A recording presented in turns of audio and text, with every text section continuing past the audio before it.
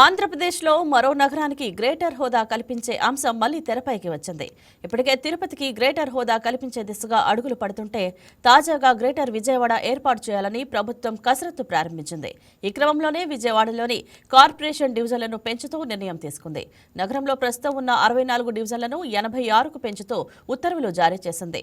దీంతో గ్రేటర్ విజయవాడ దిశగా వడివడిగా అడుగులు వేస్తోంది. త్వరలోనే నగరపాలక సంస్థ ఎన్నికలు జరగనున్న నేపథ్యంలో ప్రభుత్వం ఈ నిర్ణయం తీసుకున్నట్లు సమాచారం. 2011 జనాభా లెక్కల ఆధారం డివిజన్లు పెంచింది. పలు డివిజన్లలో సరిహద్దులు మార్పులు చేసింది. మరోవైపు విజయవాడ సరిహద్దు మున్సిపాలిటీలోనూ వార్డుల సంఖ్యను పెంచింది. జగ్గైపేటలో 39 నుంచి 44కి, నందిగాంలో 27 నుంచి 40కి వార్డుల సంఖ్య పెరిగింది. ఇక తిరువూరులో 20 నుంచి 36కి, కొండపల్లిలో 29 నుంచి 44కి వార్డులు పెరిగాయి.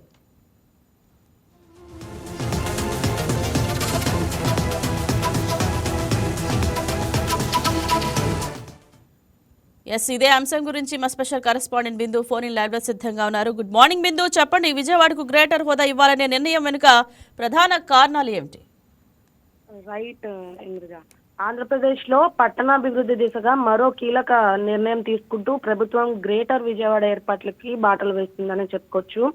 ఇప్పటికే తిరుపతికి గ్రేటర్ హోదా కల్పించి ప్రక్రియ వేగంగా కొనసాగుతుంది. ఇంకా తాజాగా విజయవాడను కూడా గ్రేటర్ సిటీగా అభివృద్ధి చేయాలన్న లక్ష్యంతో కీలక చర్యలు ప్రారంభించింది. ఇంక ఈ నేపథ్యంలో విజయవాడ మున్సిపల్ కార్పొరేషన్ లో డివిజన్ల సంఖ్యను గణనీయంగా పెంచుతూ ప్రభుత్వం ఉత్తర్వులు జారీ చేయడం ప్రాధాన్యంగా నిలిచింది. ఇంకా నగరంలో ప్రస్తుతం ఉన్న 64 డివిజన్లు మొత్తం మీద 86కు పెంచుతూ నిర్ణయం తీసుకోవడం ద్వారా 22 కొత్త కార్పొరేటర్ స్థానాలకు కూడా మార్గం సుగమవుతుంది. ఇంకా ఇది నగర పాలక సంస్థకు సంబంధించి ప్రజలు మరింత చొరవగా సేవలు అందించేందుకు, ప్రజలకు స్థానిక సమస్యలను వేగంగా పరిష్కరించేందుకు ఉపయోగపడుతుంది. అయితే 2011లో జనాభా లెక్కలను ప్రామాణికంగా తీసుకొని ఈ డివిజన్లు పునర్విభజన చేపట్టడం జరిగింది. ఇంకా పెరుగుతున్న జనాభా సంఖ్యను చూస్తూ కూడా విస్తృతంగా నగర పరిమితులను, అభివృద్ధుల్ని, అవసరాలను దృష్టిలో పెట్టుకొని పలు డివిజన్లు సరిహద్దుల్లో మార్పులు చేయడం ద్వారా పరిపాలనా సామర్థ్యాన్ని పెంచే ప్రయత్నం చేస్తుందని చెప్పుకోవచ్చు.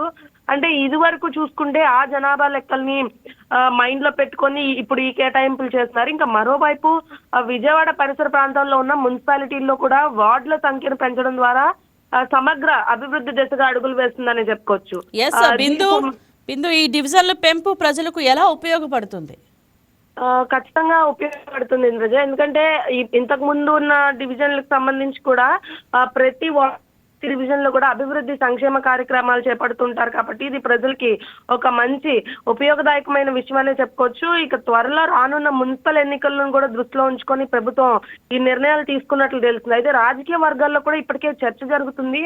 డివిజన్ల పెంపుతో రాజకీయంగా కూడా కొత్త అవకాశాలు ఏర్పడతాయి. రాజకీయంగా ప్రజలకు కూడా ఉపయోగదాయక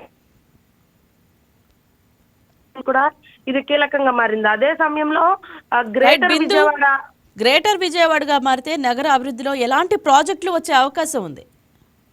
ఇప్పుడు ఆంధ్రప్రదేశ్ వ్యాప్తంగా కూటమి ప్రభుత్వం వచ్చిన తర్వాత అభివృద్ధి మరియు సంక్షేమం వైపు అడుగులు వేస్తుంది. అదేవిధంగా యువతకి ఎంప్లాయ్మెంట్ అనేది చేకూరుతుంది ఇంద్రజ. అదేవిధంగా ఈ సమయంలో ఇప్పుడు గ్రేటర్ విజయవాడ ఆలోచన అమలు దిశగా వేగంగా అడుగులు పడుతుంది. ఇంకా నగర భవిష్యత్తుకు సంబంధించి పూర్తిగా మంచి జరుగుతుందని ప్రజలు భావిస్తున్నారు. ఇంకా రాబోయే రోజుల్లో కూడా మౌలిక వసతులు మరియు అభివృద్ధి, రోడ్లు, డ్రైనేజ్, తాగునీరు, ఇంకా స్మార్ట్ సిటీ ప్రాజెక్టులు కూడా మరింత వేగవంతంగా అవుతూ ఉంటాయి. ఇంకా ప్రజలకు సంబంధించి కూడా స్థానికంగా ఉన్న ఎటువంటి సమస్య అయినా కూడా కొంచెం ఎక్కువ డివిజన్ కారణంగా కొంచెం చొరవ తీసుకొని కొంచెం త్వరగా అయ్యే ప్రయత్నం కూడా చేస్తూ ఉంటారు. అయితే స్మార్ట్ సిటీ ప్రాజెక్టులకి మరింత వేగవంతంగా అవుతాయని కూడా అధికారులు చెప్తున్నారు. ఇంకా మొత్తంగా చూసుకుంటే విజయవాడను మెట్రో స్థాయిలో అభివృద్ధి చేయాలన్న ప్రభుత్వం సంకల్పానికి ఈ డివిజన్లు పెంపు తొలిమెట్టుగా భావించవచ్చు ఇంద్రజ. అయితే తద్వారా నగర రూపురేఖలు కూడా మారి ప్రజలకు మరింత మెరుగైన జీవన వాతావరణం కూడా కల్పించేందుకు అవకాశాలు స్పష్టంగా కనిపిస్తున్నాయి ఇంద్రజ. రైట్ బిందు, గ్రేటర్ విజయవాడ అంటే కొన్ని డివిజన్లు పెంచడం జరిగింది. అలాగే ఈ సమీప గ్రామాలు లేదా పరిసర ప్రాంతాలు కూడా విజయవాడలో కలపనున్నారా? రైట్ ఇంద్రజ. ముఖ్యంగా ఏదైతే గ్రేటర్ విజయవాడ అన్న కాన్సెప్ట్ ని తీసుకొచ్చారో అప్పుడు మొత్తం సర్వే కండక్ట్ చేసి సర్వేలో మొత్తంలో నగరంలో ప్రస్తుతం ఉన్న 64 డివిజన్లని ఎంతవరకు విస్తృత చర్యలు చేపట్టొచ్చు, దీనికి సంబంధించి ప్రజలకు ఎటువంటి ఉపయోగాలు ఉన్నాయన్న దాని మీద కూడా ఒక సమీక్ష నిర్వహించారు. దానిలోనే 64 డివిజన్లో ఇటువంటి 64 డివిజన్లు మొత్తం మీద 86కు పెంచుతూ కూడా నిర్ణయం తీసుకున్నారు. అదేవిధంగా గ్రామాలకు సంబంధించి కూడా పూర్తిగా పునరుద్ధరణ పనులు కూడా స్టార్ట్ చేస్తానని చెప్పారు. ఎందుకంటే 22 కొత్త కార్పొరేట్ స్థానాలకు కూడా ఇది మార్గం అవుతుంది. కాబట్టి ఇది నగరానికి సంబంధించి నగర పాలనలో ప్రజలకు మరింత విస్తృత సేవలు అందించడానికి కూడా, ఇది స్థానిక సమస్యలను వేగంగా పరిష్కరించడానికి కూడా చాలా ఉపయోగపడుతుంది ఇంద్రజ. రైట్, ఈ మార్పులు ఎప్పుడు అమల్లోకి వచ్చే అవకాశం ఉంది బిందు? ఈ మార్పులకు సంబంధించి ఇప్పుడే క్షేత్రస్థాయిలో తనిఖీలు చేస్తూ ఉన్నారు. అయితే ముఖ్యంగా జనాభా లెక్కల్ని చూసుకుంటే 2011 నుండి జనాభా లెక్కలు తీసుకున్నారు. అయితే ఇప్పుడు మళ్ళీ ఇటువంటి పనులు, ఇటువంటి కార్యక్రమాలు అన్ని స్టార్ట్ చేసి రానున్న రోజుల్లోనే, అతి కొద్ది రోజుల్లోనే గ్రేటర్ విజయవాడకి ఏర్పాట్లకి బాటలు వేస్తున్నారని చెప్పుకోవచ్చు. ఇప్పటికే తిరుపతికి సంబంధించి మనం తిరుపతికి చూసుకుంటే గ్రేటర్ హోదా కల్పించి ఆ ప్రక్రియ వేగంగా కదిలింది. ఇప్పుడు చూసుకుంటే అదే విధంగా విజయవాడకు కూడా తాజాగా గ్రేటర్ సిటీగా అభివృద్ధి చేయాలన్న లక్ష్యంతో కీలకమైన చర్యలు చేస్తున్నారు. అది కొద్ది రోజుల్లోనే ఇది గ్రేటర్ సిటీగా మారనుంది Indraja. Right, thank you Bindu.